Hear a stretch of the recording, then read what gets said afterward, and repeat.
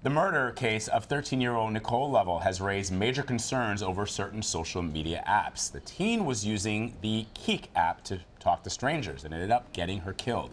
For this week's edition of 48 Hours, correspondent Peter Van Zandt examines the digital threat. Here's a special preview.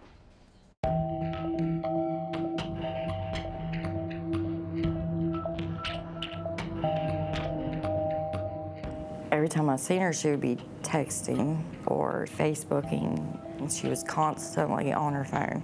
I'm Nicole Lovell, and I've been nominated for the ALS Ice Bucket Challenge. She's a happy-go-lucky kid. Oh, yes! She smiled and she sang all the time. Give me just one touch, and baby, I believe. Tonight, the search intensifies for a missing teen from Blacksburg. Take a good look. This is Nicole Lovell. She's 13 and was last seen in the Lantern Ridge area of Blacksburg between midnight and 7 Wednesday morning.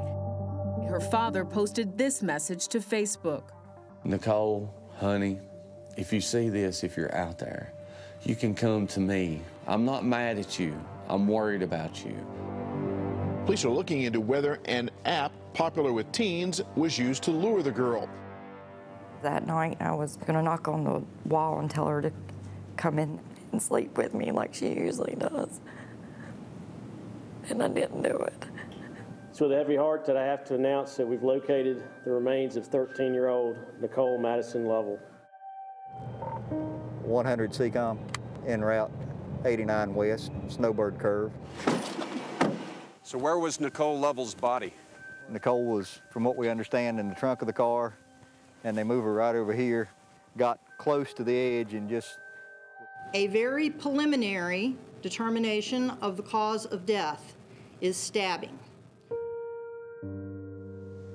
It's no longer a situation where you worry about your child meeting a stranger in the park. You really need to worry about the stranger your child's meeting on the phone that you gave them for Christmas. This is the new crime of our time.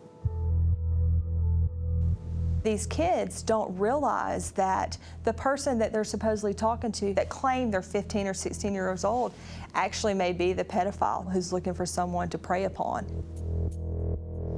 And the danger is everywhere. We're on our way to Spokane, Washington, where there was an online predator story you're not going to believe. I was just going to write them a note telling them that I was running away and that I would make contact with them soon. We realize that she's fooled, she's lured in.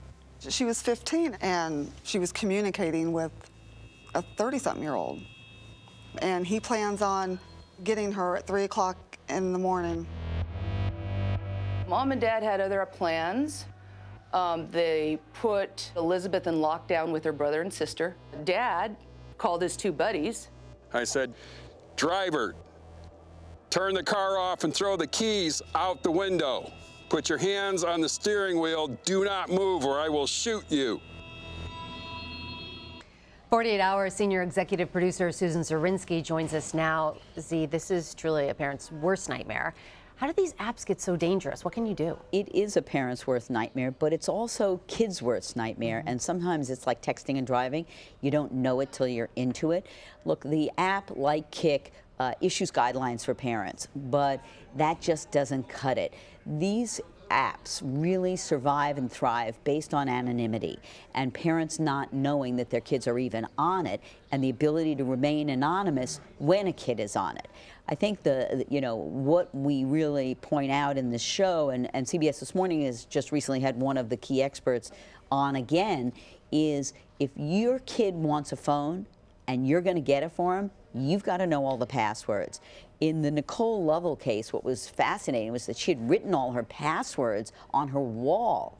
That's actually how they found who she had been communicating with.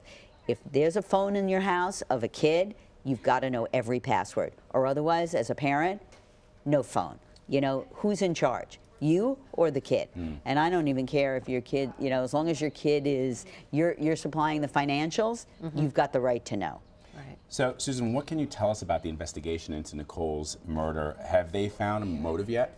Well, it's interesting. Local reports just of late, you know, there are two people charged. It's David Eisenhower and Natalie Keepers, who was his friend.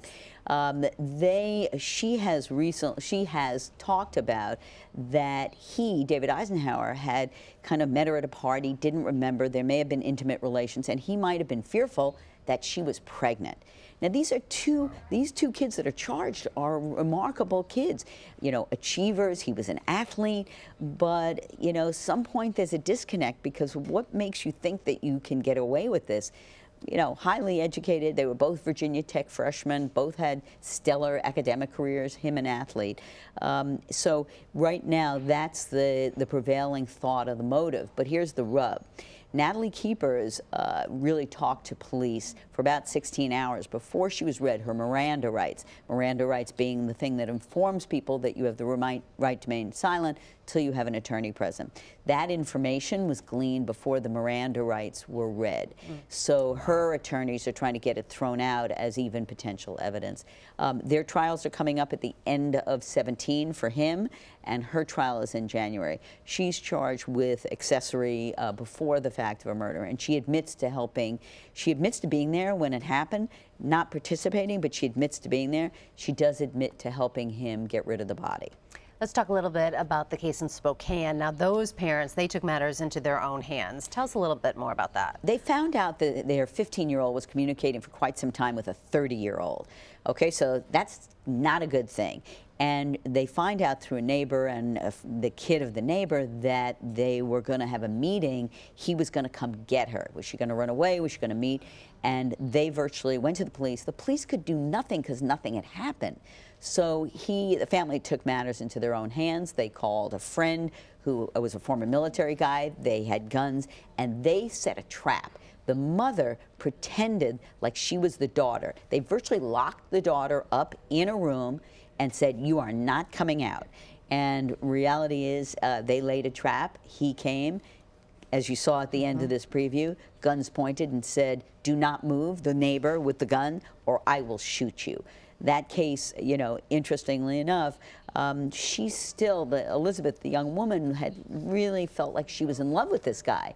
They had met before several times. So here's a kid, and it was during Peter Van Sant's interview when he informs Elizabeth that this is a guy who'd been a predator online with both male and female. She gets up in the middle of the interview and she starts to cry and she walks out. And so it was a real epiphany during our interview, which you'll see happen. So we update this case, and pretty incredible. Absolutely chilling. And you've got a double hour this weekend on 48. You got a show at 9 p.m. Eastern and another one at 10. We do. At 9 p.m., Erin Moriarty with a case called Cold as Ice. The country's longest cold case, very long ago, more than 50 years, but there had been a conviction. And the conviction was based on a deathbed confession of the killer's mother, who always believed her son had been the perpetrator of this crime 50 years ago. He gets arrested, there's a trial, he's got a challenged personality, had some kind of tough stuff with his sisters and other things, but he was convicted. And just weeks ago, the case was overturned. So the country's longest running cold case is still cold. All right, tough topics this weekend, but definitely a must-see for parents, as you pointed out. Absolutely, the killer app is must-see, but for kids too. Absolutely. Susan Zirinsky, thank you so much. You can watch 48 Hours, the Killer app, this Saturday at 10 p.m., 9 Central, only on CBS.